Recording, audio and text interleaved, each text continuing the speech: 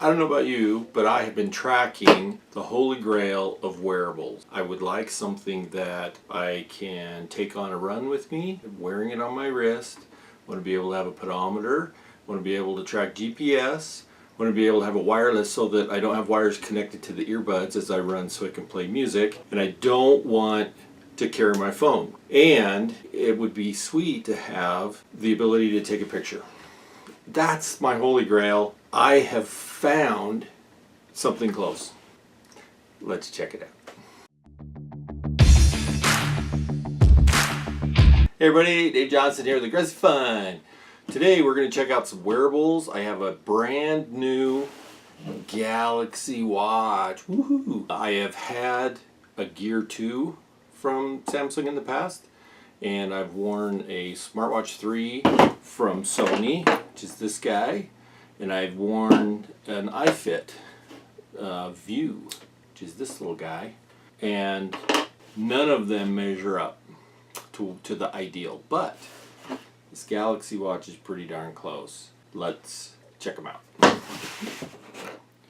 To begin, let's start with this View, the iFit View. This guy, it's a clever little package with the charger here being a slide-in unit, and there's contacts here on the back side that you can see, and then there's prongs or pins that mate with it when you plug it in, and then you plug this into the USB. So charging is pretty simple and straightforward. This guy then goes and pops into this band, and then when you wear it, small form factor, a lot of you have seen those before. I like the physical properties, I like the recharging. The problem with this guy is it wouldn't last a day and it had limited capabilities. I bought this one originally because I wanted something I could wear on a run that could track my heartbeats, and I wanted it to be accurate. The wrist, measuring at the wrist has always been a challenge. Anybody who works with wearables knows that the measurements on the wrist, it's a difficult area to begin with because it's a small surface area, smaller veins that go up into your hand, and trying to measure that accurately 100% of the time is quite the challenge. This guy doesn't try. Here, to use this, you had to wear a band that went around your chest, which, okay, I could do that. Very inconvenient. I never did it. So this guy worked for a limited amount of time, just did not fit the bill, didn't have enough features to have it so that I'd keep wearing it. I also tried this guy for a while, and it for a starter wearable, it was pretty nice. I like the size, I like the band. This is the type of band that I really like, that you pop it, slide it on your wrist, put it back. You're not messing with the ends of the watch band to try to get the thing to clip. The downside to this one is the pedometer was terrible. It didn't keep accurate track. It wasn't even close. And I was wearing a couple other items to compare across them. This guy was always way off. The other thing is the battery life was really limited. You were lucky if it lasted a day. Now, this is made by Sony. To its credit, this watch, it's probably what, 5 years old or so. So at the time, it was pretty slick. It had a door for charging, so that was sealed. You plug in the charger connector here, and then you close the door and seal it up. That's a leak path. I never had that problem, but it could be a leak path with respect to water getting inside there. So overall, it fit the bill for the time. Definitely had a lot of limitations. From that one, I went on to this Gear 2, and I've actually done another video of a teardown of this one. So if you're interested in the guts on the inside, you might want to check out that teardown YouTube video. This guy I really liked. I wore it for probably 2 years. Really liked the features, liked the way that it operated. The notifications were good. The battery life, I could usually go more than a day. If I didn't charge it at the end of 2 days, it was going to be dead. But it was kind of nice to have that extra time frame, so if I forgot to put it on a charger at night, I wasn't totally dead the next day. I still had another day on it. One thing that I really liked about this one is the camera. Now, some people really hated the fact that the camera's on there.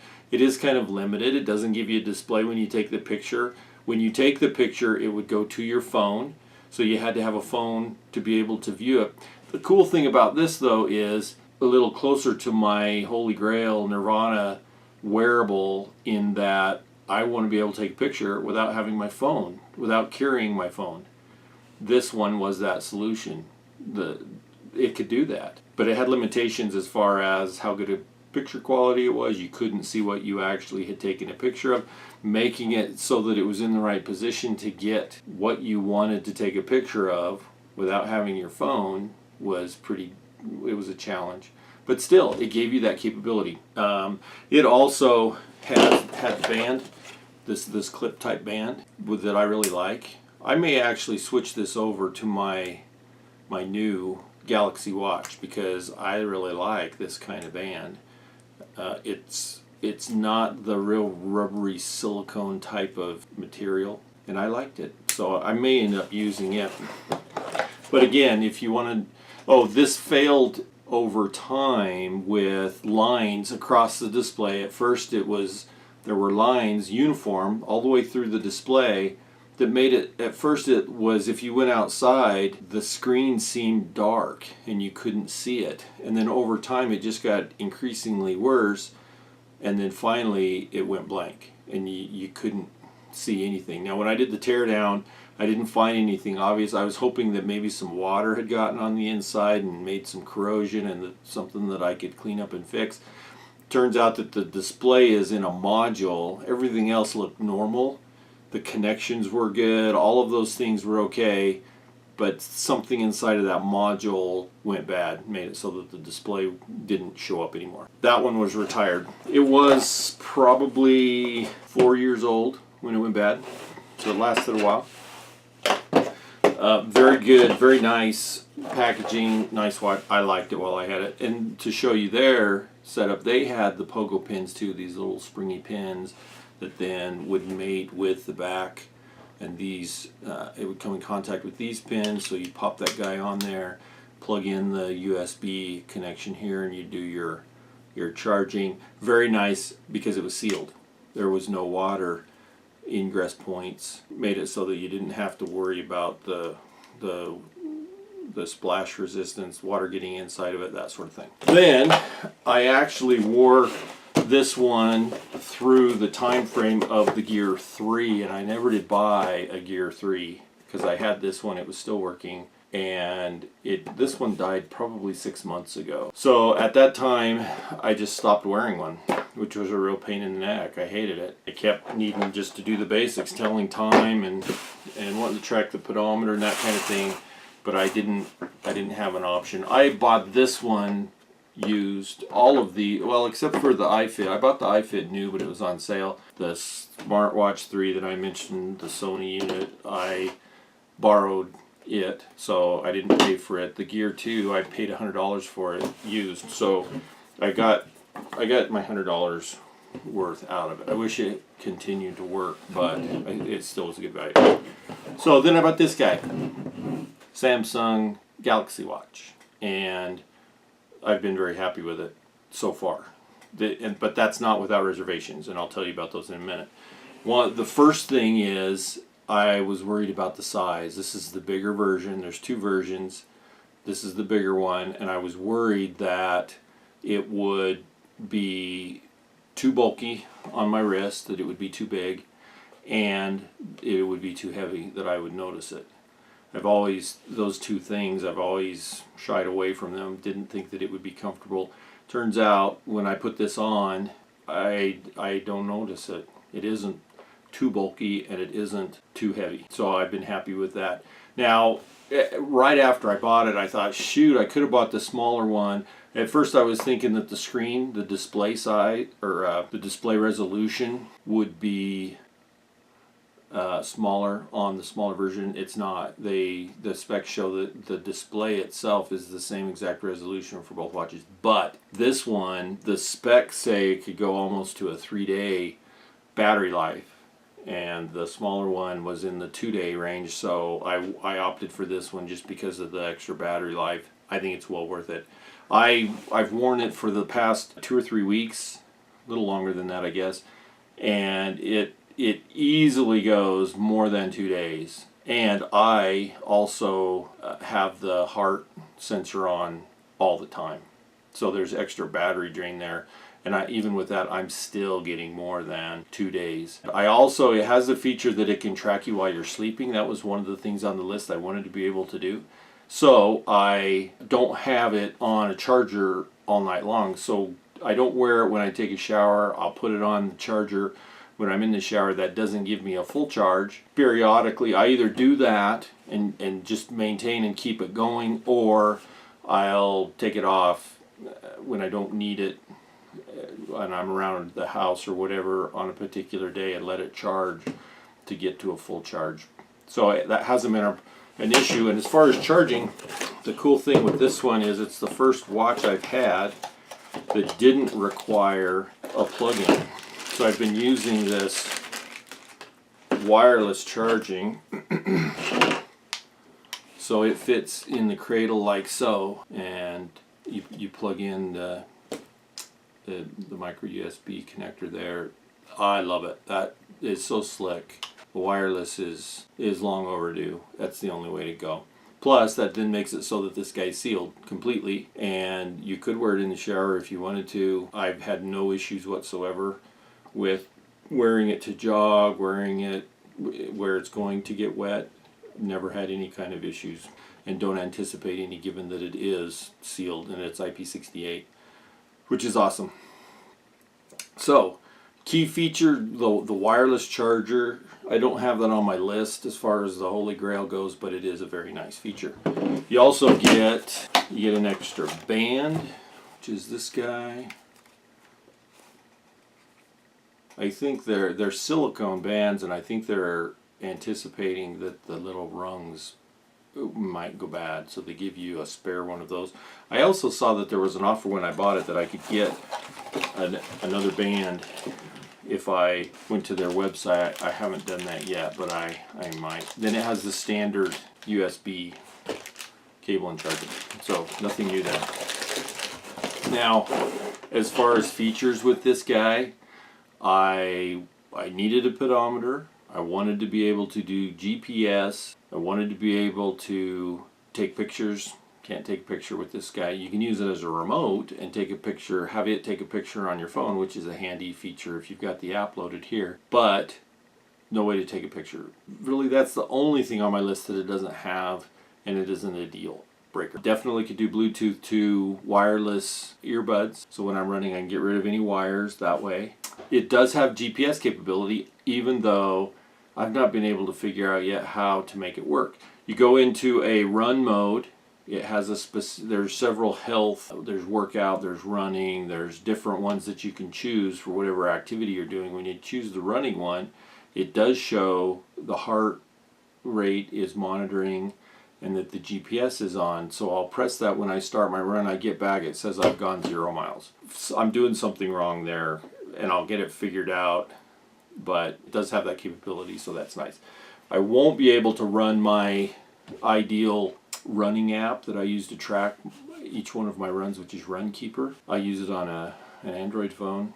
It's actually a Samsung Galaxy S8 that I use, and I love that program. It allows me to send things to Twitter and Facebook, do posts of a particular race or run that I've done. So I would like to have that here because I want to eliminate the need to take my phone on the run. That's one of the things in the list. So far I haven't been able to do that, and so far the biggest issue right now for me is I can't take a picture without the phone. I can't do it on the watch. So if I want to take a picture on my run, I have to have the phone. The other thing I've noticed is as I've been running, the pedometer seems to be off, and I have checked it. You can see it's kind of cool. I don't know if you can really tell there on the face. One of those smaller circles is the pedometer number of steps. The problem I've had is it didn't seem like it was accurate. And I went and checked online with other people. There have been multiple people who have actually sent their watch back to get a replacement because they don't think it's correct. But it's definitely correct from a relative point of view. On the days when I'm going on a run, I get a huge amount more steps than if it's a day without a run. So from a relative point of view, that seems to be working. The other cool thing that I really like about it is I can record sleep. It will, if I wear it at night, it will automatically detect when you go to sleep, the type of sleep that you're having, whether it's the REM, whether it's a deep sleep, whether it's a light sleep, and then in the morning it will then compile all of that and give you a graph along with the heart rate at that given time throughout the night. So I really wanted that. That's a cool feature that I have used and had good luck with. It does do well with notifications. I am having kind of a struggle where I'm expecting a particular notification, or I'll get it on my phone and I don't see it come through here, or I'll get a notification here but it doesn't light up the face so that I know. And if I quickly click it, it'll go to the watch face, but it doesn't tell me what the notification actually was. So again, I think that's a maybe a operator error. I just need to figure out, because there's ways that you can set it up that it'll give you a notification like with a buzz, but then you can also tell it to show it on the screen, and it can do either or as well. And I think I have them just set up incorrect. So I already mentioned the heart rate beats per minute. As I mentioned before, that's a real challenge, and not very many wearables get it right. This one seems to do pretty well, and when I've needed it, it gives me a display that is reasonable. From a heart rate monitor point of view, this has been the best one. So overall, the Samsung Galaxy Watch is the best one that I've had so far. I do like it. I'm going to keep wearing it. This one I did buy brand new. Didn't get a deal on it, didn't find somebody who was wanting to get rid of one since it's such a new one out on the market. But at the time I had nothing, and the deals and whatnot just weren't out there to buy a Galaxy 3, and I opted out of that. So for me, this was the way to go. I do recommend it at this point. I ended up getting it for $350, I believe, and that link, the actual link that I used, I purchased it off of Amazon. My link is down below. If you want to get more information or see the actual one that I purchased, see this one, it's in that link down below. Also, other information with the other watches and whatnot are in the description, and as I figure out different parts of this, I'll update the description with whatever extra information, the things that I still have questions on. Overall, it fills the bill, probably 80 to 90% of all of the things that I want in the ideal wearable watch, and I'm going to keep pushing to get the very best. Now, I'll come up with also my next video, I believe, that uses this is going to be wireless earbuds. I do have a set that I purchased. Actually, I found them while I was putting together the video and had forgotten I purchased them. I've had them for a while. They're not name brand expensive ones, but maybe they'll work and eliminate the wire hassle. Also, I'll try others. There is one that they advertise that are Samsung. I believe they're a Samsung model of earbuds. I may end up getting those and trying those. They look pretty slick. My worry with those is they don't have a connection between them, and if I'm using them while I'm exercising or jogging, I don't want to lose one of them or have it fall out and break. I'm sure that they take that into account. They've got to have something that at least strings them together so that it alleviates that kind of an issue. So that's for future. Check back if you want to find out more information, and again, check the description for any additional things that I discover and find out about the watch. Also, we love having questions and any comments or feedback down in the comment section underneath of the YouTube video. And we love to have thumbs up, likes, as well as subscribing to the YouTube channel. Anything like that is much appreciated. Hope that it was helpful, and if you purchase one of these, I think you'll like it. I like mine, and I'm going to keep wearing it. So with that, thanks for watching, and we'll see you next time.